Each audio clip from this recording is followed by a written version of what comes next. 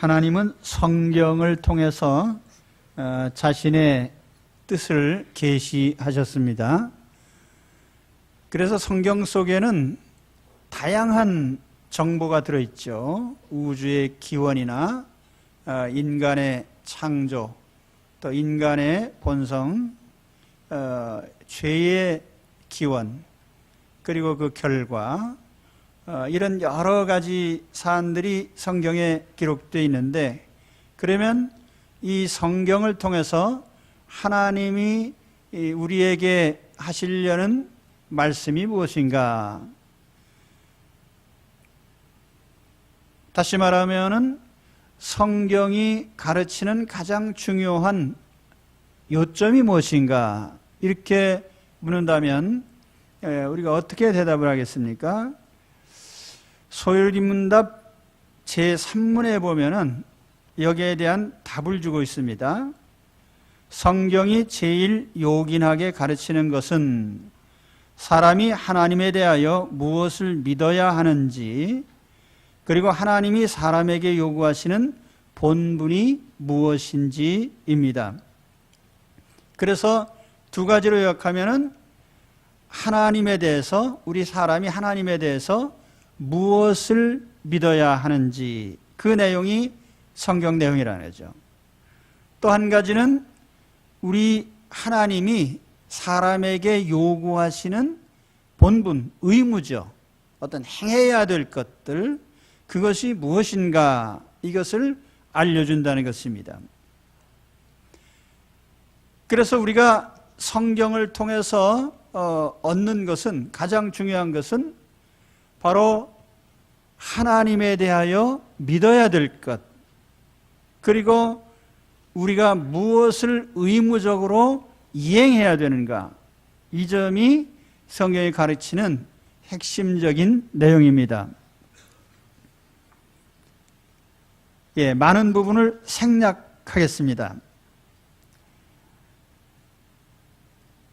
이 믿음과 행함, 이게 이제 야고보 사도가 강조한 내용이에요. 신앙이라는 건 믿는 것이죠. 마음 속에서 믿는 것입니다. 그런데 이 마음 속에서 믿는 믿음은 반드시 행동으로 나타나야 되는 것입니다. 그래서 믿음과 행위는 서로 뗄 수가 없어요. 우리 교회 표어가 무엇이죠? 목회 표어가 바른 신앙, 참된 삶이죠. 여기에 신앙과 삶이 연결되어 있습니다. 삶이 연결되어 있지 않는 신앙은, 그것은 무능한 신앙이고 허위적인 신앙이다, 이렇게 볼 수 있어요. 그래서 신앙과 삶은 언제나 한 조합으로 연결되어 있습니다. 그럼 오늘 저는 바로 그 말씀을 드리려고 합니다. 우리는 무엇을 믿는가? 또 우리는 무엇을 행하는가? 이 무엇을 믿고 무엇을 행하는 이 두 가지 주제가 성경의 큰 주제이고, 앞으로 우리가 여러 주간에 걸쳐서 바로 같이 나눌 내용입니다. 오늘 첫째로 무엇을 믿는가에 대해서 말씀을 드리겠습니다. 성경은 무엇을 믿으라고 하는가? 여기 믿으라고 하는 내용에는 크게 두 가지가 있습니다. 첫째는 하나님 자신이죠. 하나님, 우리는 하나님을 믿습니다. 그래서 그 하나님은 어떤 분인가?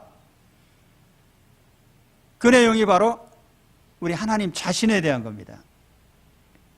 자, 예를 들면 하나님은 영이십니다.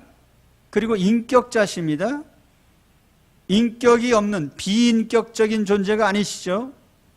인격체이시고, 또 하나님은 도덕성을 지니고 계십니다. 이 하나님의 품성을 얘기할 때 우리가 두 가지로 나눠서 생각을 합니다. 하나는 공유적 속성이라 교리적으로는 그렇게 말을 합니다. 그리고 또 하나는 비공유적 속성이라 그렇게 표현을 하는데, 공유적 속성이라고 하는 것은 하나님과 인간이 같이 공유하고 있는 성품들이에요. 예를 들면 하나님의 지혜, 또 하나님의 지식, 그리고 하나님의 사랑, 하나님의 정의, 공의, 하나님의 긍휼, 이런 것들은 우리 인간과 공유하고 있는 그런 하나님의 성품들이죠. 그런데 인간이 가질 수 없는 하나님만의 특별한 성품이 있습니다. 특별한 하나님의 특성. 예를 들면은 하나님의 자존성. 자존이라는 것은 스스로 존재하시는 능력입니다. 이 세상의 모든 만물은 다 의존적이죠. 스스로 존재하지 못합니다. 오직 하나님만이 스스로 존재하시는 분이죠. 또한 무한성, 시간과 공간을 초월해서 무한히 존재하시는, 그래서 시간적으로는 영원하시고 또 공간적으로 보면은 무소부재라는 말을 하는데요. 없는 곳이 없으신, 이 우주가 넓어서 우리가 시간 단위로 보면은 광년이라고 하는 거대한 단위를 써서 빛의 속도로 가도 몇십만 년 걸리는, 이것이 하나의 은하계의 크기인데, 하나님은 이 넓은 우주 공간 속에 동시적으로 시간을 초월해서 임재하신 분입니다. 또 하나님의 무한성 가운데에는 우리가 지식과 지혜가 있지만은, 능력이 있지만은, 그러나 우리는 전능하거나 전지하지는 않습니다. 그러나 하나님은 전지전능하시다. 또 하나님만이 가지신 속성 가운데는 불변성이 있습니다. 변하지 않으신단 말이죠. 영원 불변하시죠. 그 스스로도 영원 불변하시고, 그가 붙들고 있는 모든 섭리하심, 하나님이 불변하시듯이 하나님과 관련된 것들을 변하지 않도록 붙들고 계시는 분이에요. 하나님은 불변하시는 분입니다. 불교에서는 이 삼라만상이 항상 변한다고 합니다. 가만히 있는 것은 아무것도 없다. 그런데 우주 가운데 이 자연세계에서 보면은 다 변하지만, 그러나 하나님은 변치 않으십니다. 불변하시죠. 이와 같이 하나님은 인간과 같은 품성을 지니셨을 뿐 아니라 인간이 가질 수 없는 하나님의 무한성, 또 자존성, 불변성을 가지고 계시고 또 완전성을 가지고 계신 분이에요. 그런데 이와 같은 우리 하나님이 존재하시는 방식은 우리가 흔히 삼위일체 하나님 이렇게 얘기를 합니다. 그래서 우리가 믿는 하나님은 삼위일체 하나님이에요. 성부 하나님, 성령 하나님, 성자 하나님.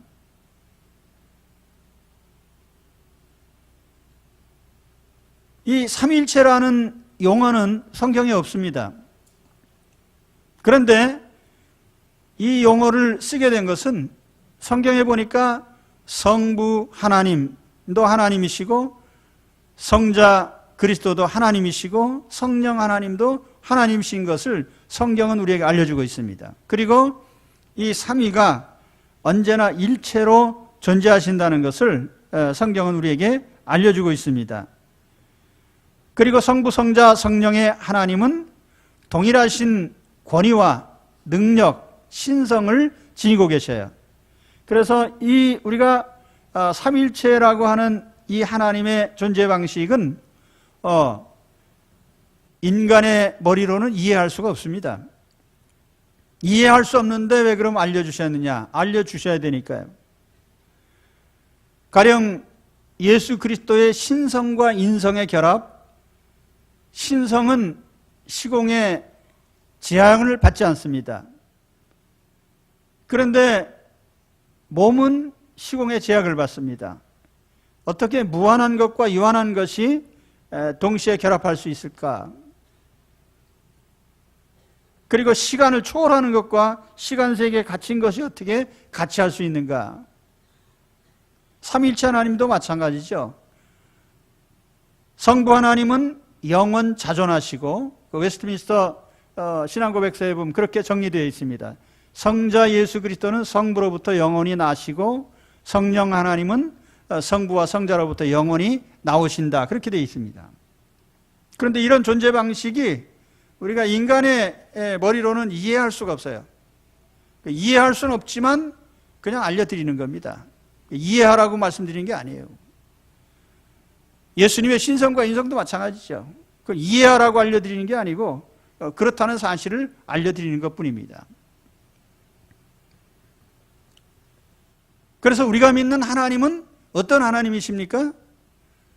하나님은 영이시고 인격체시고 우리 사람이 가지고 있는 도덕적인 성품을 갖고 계시고, 뿐만 아니라 사람이 갖고 있지 아니한 이 무한성과 불변성, 자존성, 완전성을 갖고 계신 그런 하나님이시죠. 우리는 바로 그 하나님을 믿습니다. 이 하나님 자신에 대한 설명이에요. 이 부분에 대해서는 앞으로 이제 더 자세하게 나누어서 또 말씀을 드릴 겁니다. 그 다음에 우리가 믿어야 될 또 한 가지는 하나님이 하신 일이에요. 하나님은 스스로 이런 하나님이시면서 동시에 우리 인류에게 또 이 우주 가운데에 굉장히 중요한 몇 가지 일을 하셨습니다. 이 일을 둘 내지 셋으로 나누어서 설명드릴 수 있습니다. 통상 우리가 얘기할 때는 하나님이 하신 일이 뭐냐 물으면 창조와 섭리, 그렇게 대답합니다. 창조, 섭리. 근데 여기 하나 미리 덧붙일 것은 하나님의 작정이라는 것이 있습니다. 그럼 먼저 작정부터 말씀드리면, 작정이라는 건 뭐냐 하면은 이 우주 만물을 창조하시기 전에 설계를 하셨어요. 계획을 세우셨습니다. 어떻게 만들 것인지, 어떻게 움직일 것인지. 그래서 이와 같은 하나님의 설계를 우리가 작정이라는 용어로 표현을 합니다. 영어로 하면 디크리라고 하는데요. 하나님이 우주 만물을 지으시기 전에 이 모든 것에 대해서 계획을 세우셨습니다. 그것은 성경에 여러 군데에 알려주고 있는 사실이죠. 또 한 가지는 하나님의 창조 역사죠. 거대한 우주에서부터 미시적인 원자의 세계까지 하나님께서 다 지으신 결과입니다. 성경 창세기 1장 2장에 보면은 하나님께서는 6일 동안에 이 모든 것을 창조하셨는데 완전히 무에서 지어내셨습니다. 아무것도 없는 곳에서 하나님께서 창조하셨습니다. 그래서 창조가 되는 거죠. 없는 것에서부터, 무에서부터 하나님은 이 물질 세계를 만들어내셨습니다. 그래서 성경에 보면은 첫째 날에는 뭘 만들었어요? 지금부터는 시험입니다.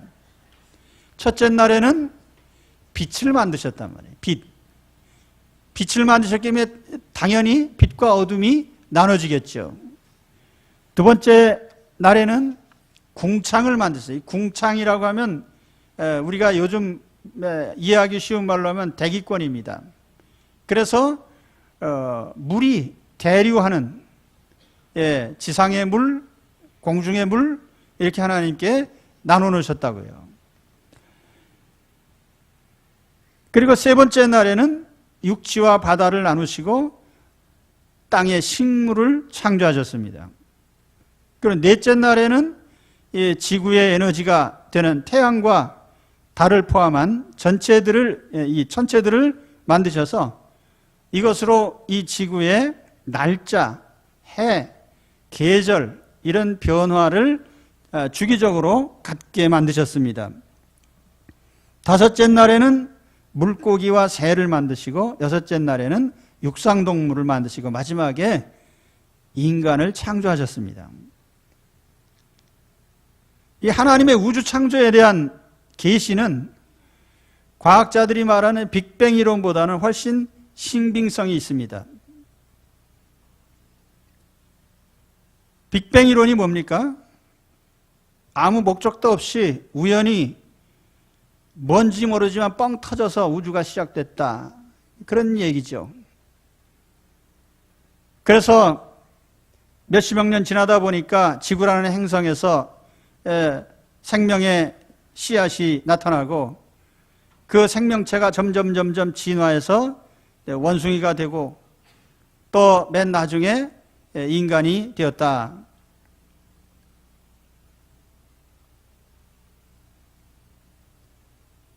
이게 이제 자연과학이 말하는 우주의 존재, 생물이 존재하는 배경을 그렇게 설명을 합니다. 자연과학은 부분적인 것은 설명을 할 수 있습니다. 관찰하고 또 그것을 논리적으로 정리하면 그것이 과학이 되는 것이죠. 자연 속에서 어떤 법칙을 찾아내고, 그런데 더 나아가서 예를 들면 우주 안에 중력이 있고 또는 자기력도 있고 핵력도 있고, 그런데 이런 힘의 근원이 뭐냐? 어디서 비롯됐느냐?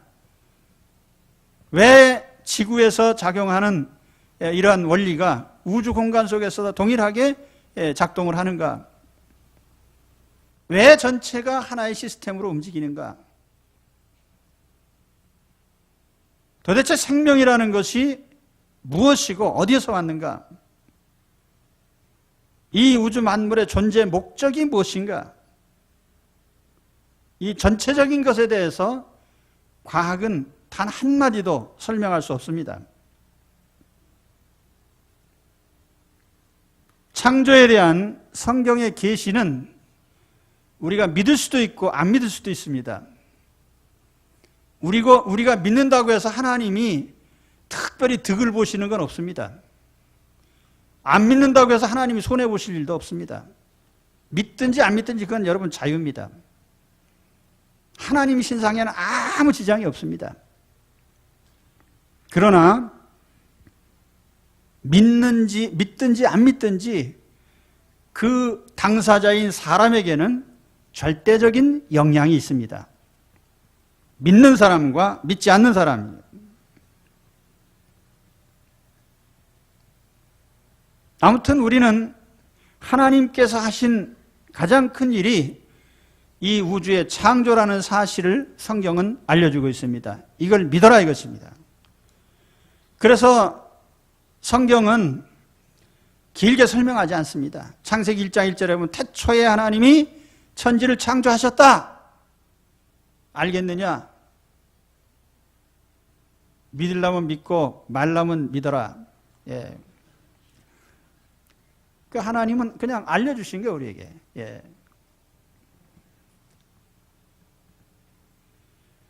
하나님이 하신 가장 위대하고 큰 일은 창조의 역사입니다.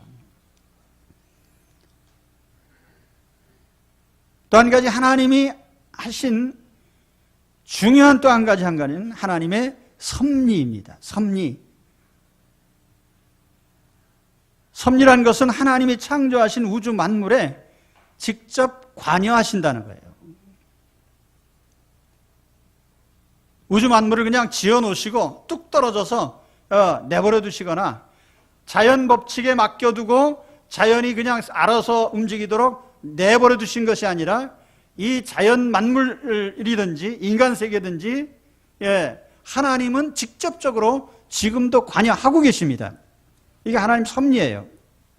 천체의 움직임에 관여하시고 기후 변화에도 관여하시고 인간 사회의 움직임에도 관여하십니다. 한 개인의 생애 중에도 하나님은 간섭하십니다. 이것을 우리가 하나님 섭리라고 합니다. 이 섭리에는 세 가지 방식이 있어요. 첫째는 보존인데 하나님은 자신이 만드신 어떤 피조물을 존재할 수 있도록 유지가 되도록 하나님께서 간섭을 하셔요. 자, 우리가 원소 중에 헬륨도 있고 수소도 있고 산소도 있고 탄소도 있고 그런데 이런 그런 특성을 가진 원소들이 지속적으로 자기의 특성을 지니고 존재할 수 있도록 간섭하시는 거죠.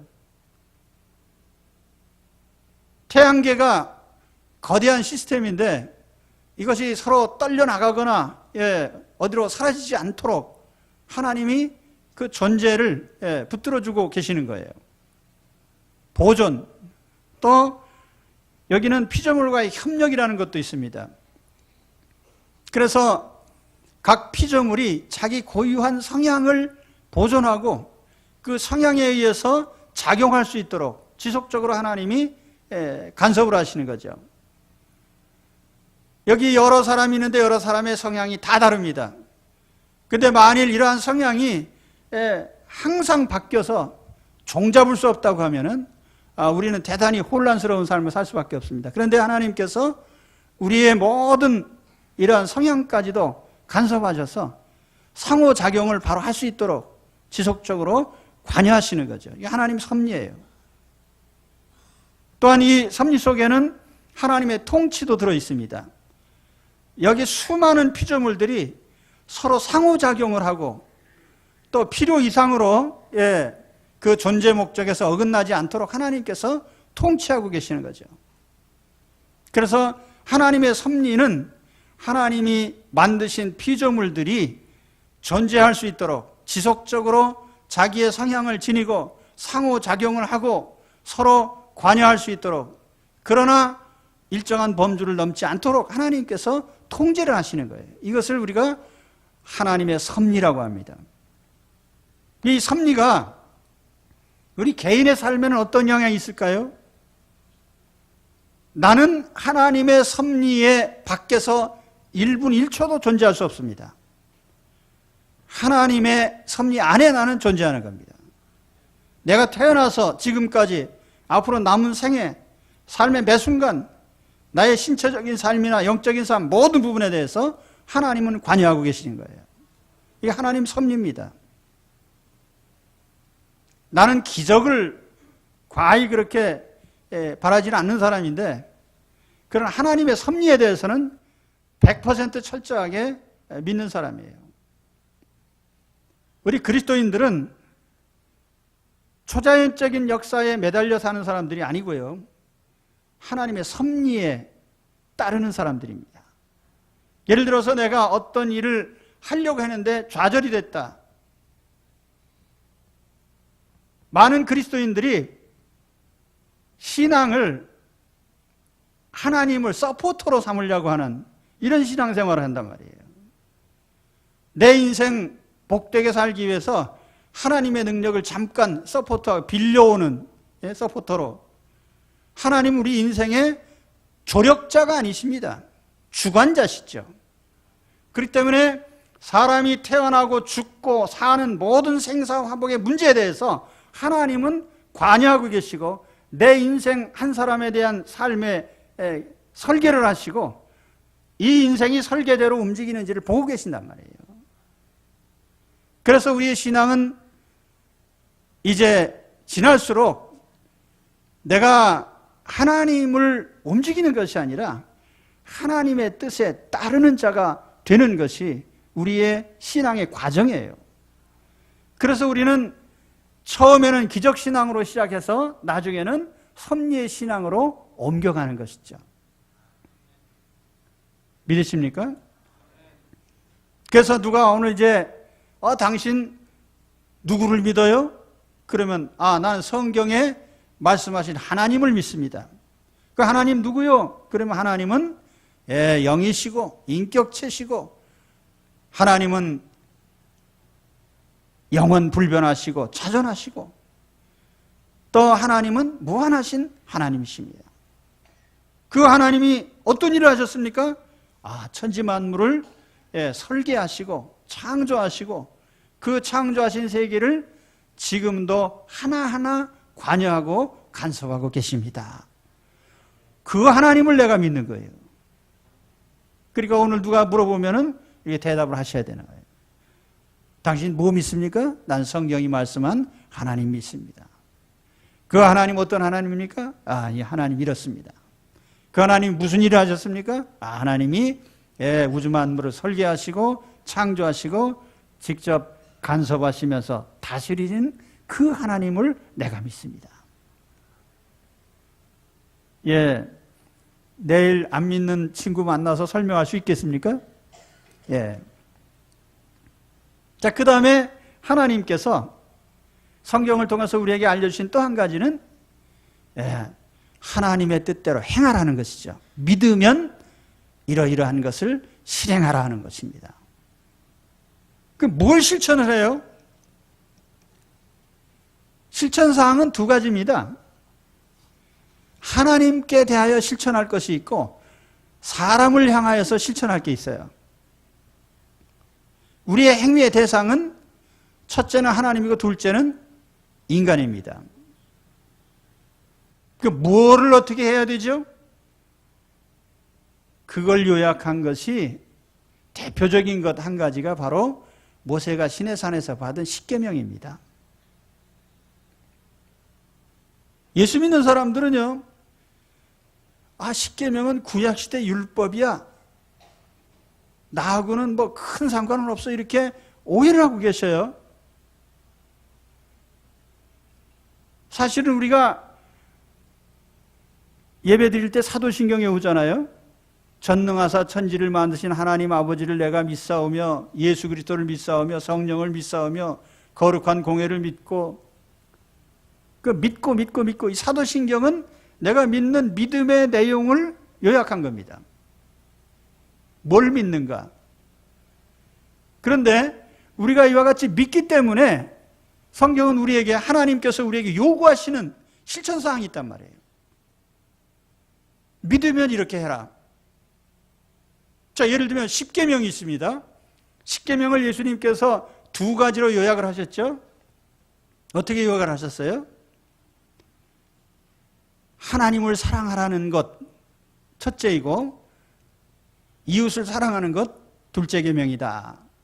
그러니까 십계명을 10가지 계명인데 1, 2, 3, 4 계명은 하나님 사랑하는 방법이고 5, 6, 7, 8, 9, 10 계명은 이웃을 사랑하는 계명이에요. 이웃을 사랑하는 방법. 자, 1, 2, 3, 4 계명. 우리가 하나님 믿는다고 고백했습니다. 그리고 이 믿음은 마음속에 있는 겁니다. 그런데 하나님께서 우리가 하나님을 믿기 때문에 자, 이거 실천하라라고 이렇게 말씀하셨어요. 사실 1, 2, 3, 4 계명을 달리 요약하면 이건 예배의 계명이라고도 할 수 있습니다. 첫째 계명이 뭐죠? 내 앞에 다른 신을 두지 마라. 다른 신이 있다는 얘기가 아니고 다른 신이 있는 듯이 섬기지 말라는 거예요. 하나님은 한 분이니까 우주 가운데. 만유인력의 법칙이 2가지, 3가지, 4가지, 5가지가 있습니까? 우주 가운데 중력의 법칙은 한 가지예요. 한 하나님이 만드신 제도입니다. 그래서 하나님께서 하나님을 믿는가? 그러면 이러한 것을 실천해라.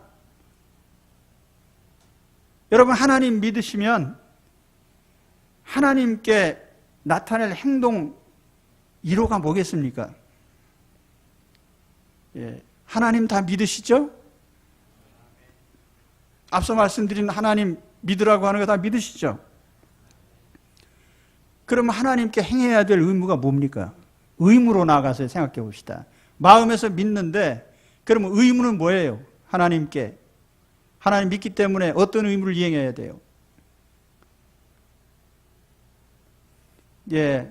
그래서 이 응용 문제가 나오면 항상 틀려요, 사람들이. 단답형으로 말씀을 드려야 돼요. 우리가 하나님을 믿기 때문에 하나님이 의무를 부과하셨단 말이에요. 그 의무가 뭐예요? 하나님을 향한 의무? 예배죠, 예배. 그렇죠? 가장 중요한 실천사항이에요.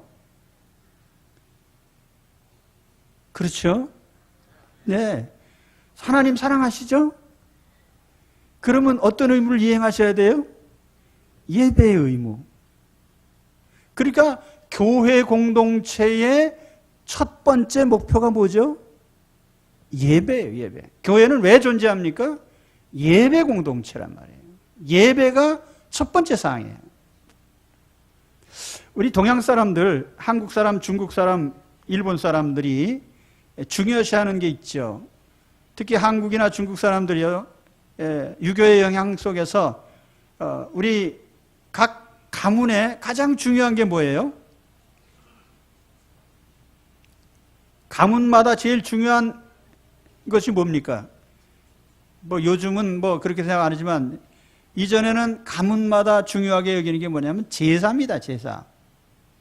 그러니까 제사와 제대로 안 드리는 집안은 그건 아주 엉망인 집안이고, 제사를 잘 드리는 집안은 그건 제대로 된 집안이에요. 그러니까 한번 살펴보십시오. 우리 집안이 제대로 된 집안이었나? 제사를 제대로 안 드리는 집안은 엉망인 집안이에요. 제가 이제 기독교적으로 얘기하는 게 아니고 유교적으로 얘기하는 거예요. 그 집안의 제사가 무엇입니까? 조상을 향한 가장 큰 예우라 그 말이죠. 이제 우리가 그리스도 안에 들어와서 보니까 인간은 숭배의 대상이 아니구나. 그래서 우리가 그 조상을 향한 제사라고 하는 것이 하나님을 믿고 난 다음에는 어떻게 돼요? 하나님을 향한 예배로 바뀌는 것이죠. 그렇죠? 우리가 하나님을 섬긴다면 하나님을 향한 첫 번째 되고 가장 중요한 실천사항이 바로 예배라는 것입니다. 교회는 예배 공동체예요. 교회가 존재하는 첫 번째 목적은 이 세상 속에서 하나님을 향하여 경배를 드리는 것입니다.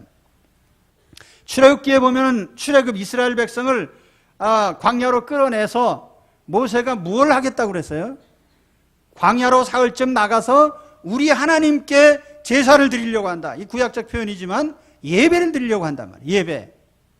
요한계시록에 보면 구원받은 백성들의 날마다 하는 일이 뭐예요? 예배 드리는 거예요. 그러니까 우리가 하나님을 사랑한다면 하나님 앞에 실천해야 될 실천사항이 바로 예배를 드리는 것입니다.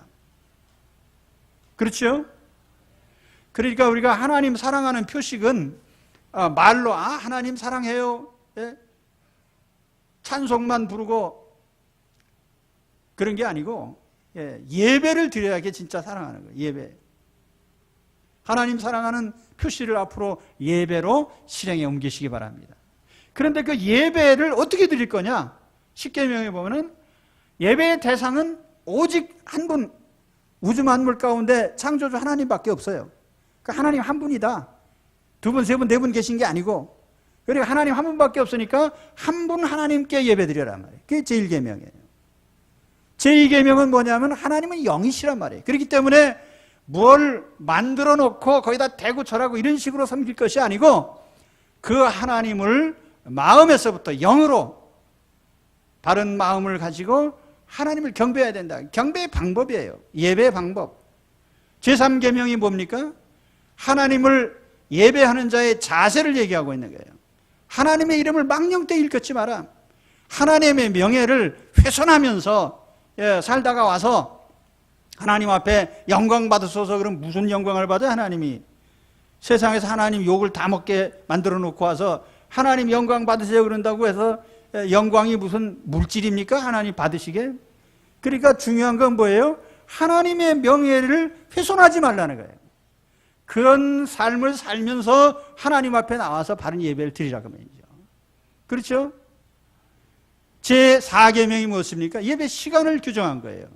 한 주일의 하루는 예배 드리는 날 아니다. 그러니까 내 인생의 모든 설계를 할 때, 시간표 짤 때 예배 드리는 날은 무조건 그건 정해놓고 다른 순서를 짜라는 거예요. 그러면은 내 인생의 모든 시간적인 관리가 될 것이고 삶이 제대로 규범이 잡힌 삶이 될 것이다 말이죠. 그러니까 하나님은 제1, 제2, 제3, 제4 계명을 통해서 하나님을 올바로 예배하는 방법을 알려주신 거예요. 그게 하나님 사랑하는 방법이에요. 의무 이행입니다. 그 다음에 이웃을 사랑하라? 이웃 돕기 운동에 참여하는 것도 이웃 사랑이죠. 그러나 그런 단회적인 것이 이웃사랑의 본질이 아니에요. 이웃사랑은 뭐냐면 제5계명에서부터 제10계명까지 내용을 충실히 지키면 그 사람은 이웃을 제대로 사랑하는 사람이에요. 믿으십니까? 그러니까 제5계명이 뭐예요? 내 부모를 공경하라. 인간 사회의 위계 질서를 말하는 거예요. 인간 사회의 위계 질서를 무시하지 말라는 거예요. 언제부턴가 권위를 무시하는 풍토가 우리 사회에 팽배해 있고 이게 현대 사회의 특징이에요. 권위가 무너진 사회라는 말을 많이 합니다. 그런데 권위적이다라고 할 때는 그것이 좀 안 좋은 의미로 쓰지만 권위 자체를 무시하는 사회는 개판 사회가 되는 거예요. 그러니까 권위적인 것은 바람직하지 않지만 권위 자체는 존중돼야 되는 거예요. 그러니까 우리 사회가 왜 그렇게 됐습니까? 매스미디어의 영향으로 삶의 이슈들이 수시로 바뀌어요. 무슨 사건이 나타나면 와글와글 하면서 거기 매달려 있다가 어느 순간 다른 이슈가 또 등장하면은 그냥 언제 그러냐는 듯이 또 바뀌어버려요. 중요한지 덜 중요한지 무엇이 정말 치명적으로 중요한 것인지를 따지지 않고 사람들의 관심사와 이슈가 수시로 바뀌는데 그 주도적인 역할을 하는 것이 매스컴이라고 말이에요. 그러니까 매스컴은 사람들의 사고와 판단을 아주 흐려놓는 것입니다. 네. 그래서 우리가 이런 세상에 살면서 지금 무슨 얘기했죠? 제가 위계질서 얘기했네. 제5계명. 그러니까 가령 집안의 아버지와 어머니, 부모의 권위가 사라진 그 가정이 제대로 된 가정이 될 수 있을까요? 권위적인 것은 안 좋습니다. 그러나 권위 자체는 존중돼야 돼요. 그게 이제 제5계명입니다. 권위가 존중되는 사회를 만드는 것이 그것이 이웃을 사랑하는 방법이에요. 제6계명 살인하지 말라. 이웃의 생명을 존중해야 돼요. 그러니까 불량식품 만드는 것부터 시작해가지고 이웃 생명을 해치려고 하는 의도가 있는 것은 절대로 하지 마라 말이에요. 그러니까 우리가 이웃 돕기에 한 번 참여하는 것보다 불량식품 안 만드는 게 훨씬 더 이웃을 사랑하는 것입니다. 믿으십니까? 그러니까 하나님이 이웃 사랑하라고 하는 그 이웃의 생명, 살인하지 말라고 하는 이웃의 생명을 존중하는 삶, 간음하지 말라. 그거는 이웃의 가정과 혼인을 중시하는 거예요.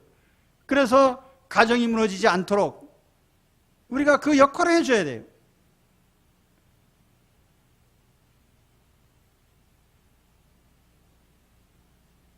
도둑질하지 말라. 이웃의 소유를 우리가 아껴줘야 돼요. 일확천금이 왜 나빠요? 내가 일확천금을 얻는 순간에 누군가는 빼앗길 것이기 때문에. 그래서 우리가 어떤 다른 사람의 생명, 다른 사람의 가정, 다른 사람의 결혼생활, 또 다른 사람의 소유, 이 이웃을 향해 거짓 증거하지 말라는 거면 이웃의 명예를 존중하란 말이에요. 명예를 보호해줘라. 내가 거짓말함으로 말미암아 다른 사람의 명예가 훼손되니까. 그리고 이웃의 것을 탐내지 마라. 욕심으로부터 만 가지 죄가 나오기 때문에, 다른 사람을 해칠 수 있기 때문에 그 원천적인 차단이 탐욕을 버리는 것입니다. 그러면 제5, 6, 7, 8, 9, 10 계명을 성실히 따르는 사람은 그 사람은 이웃을 엄청 사랑하는 사람이에요. 그게 제대로 이웃을 사랑하는 사람이에요. 믿으십니까? 그 우리가 이 하나님이 우리에게 주신, 자, 너 하나님 믿니? 믿습니다. 그럼 이거에 따라서 의무를 좀 이행해. 하나님을 향해서는 예배 생활 제대로 해라. 이웃을 향해서는 이런 거 하나님이 하지 말라고 하지 말고 하라고 한 건 열심히 해라. 그것이 바로 하나님을 제대로 믿는 방법인 것입니다. 오늘 그래서 우리는 우리의 믿음이, 우리의 신앙이 우리의 행함과 합하여서 합하여서 바른 신앙과 바른 삶이 되는 것입니다. 그래서 이로 말미암아 우리에게 은혜로운 결과가 오는 거죠. 야고보 사도가 오늘 말씀한 걸 보면은 믿음이 그의 행함과 함께 일하고 행함으로 믿음이 온전케 된다, 이런 말씀을 했어요. 믿음은 마음속에서 있는 것만으로 아무 작용이 나타나지 않아요. 하나님이 명령하신 그 명령을 실행에 옮김으로써 믿음이 비로소 효력을 나타낸단 말이에요. 하나님 사랑합니까? 아, 그러면 예배 드리세요. 그럼 예배 열심히 드려. 이 행함이 있을 때 우리 마음속에는 믿음이 행함과 함께 작용을 해서 효력을 나타낸단 말이에요. 또 우리 마음속에는 믿음이 어떻게 커집니까? 믿음이 큰지 작은지 어떻게 알아요? 나는 믿음이 큰지 작은지 모릅니다. 그러나 한 가지는 알 수 있습니다. 하나님 계명을 따라 사는 사람은 믿음이 제대로 된 사람이고, 계명을 따르지 않는 사람, 입으로 아무리 내가 잘 믿는다고 얘기해도 그건 가짜 믿음이에요. 그러니까 믿음이라고 하는 것은 행함에 따라서 이것이 온전하게 성숙되게 되는 것입니다. 오늘 믿음과 행함에 대해서 말씀드렸습니다. 신앙생활이란 뭐냐? 믿는 것과 행하는 것이다. 그 믿는 것은 뭐냐? 하나님 자신과 하나님이 행하신 일들을 우리가 믿는 것이고, 또 행함이라는 것은 하나님께 대하여 내가 믿기 때문에 예배를 드리고, 믿기 때문에 하나님 계명대로 다른 사람을 위해서 하지 말 것은 안 하고 할 것은 하는 그것이다. 자, 오늘 여기까지 정리해 드리겠습니다. 그래서 우리가 앞으로 이 신앙생활을 함에 있어서 좀 역동적으로, 그렇죠? 마음에서만 믿는 것이 아니고 이제 삶에서 행함으로 나타남으로 말미암아 능력 있는 그런 신앙 생활을 하시기를 우리 주의 이름으로 축원합니다. 기도하겠습니다.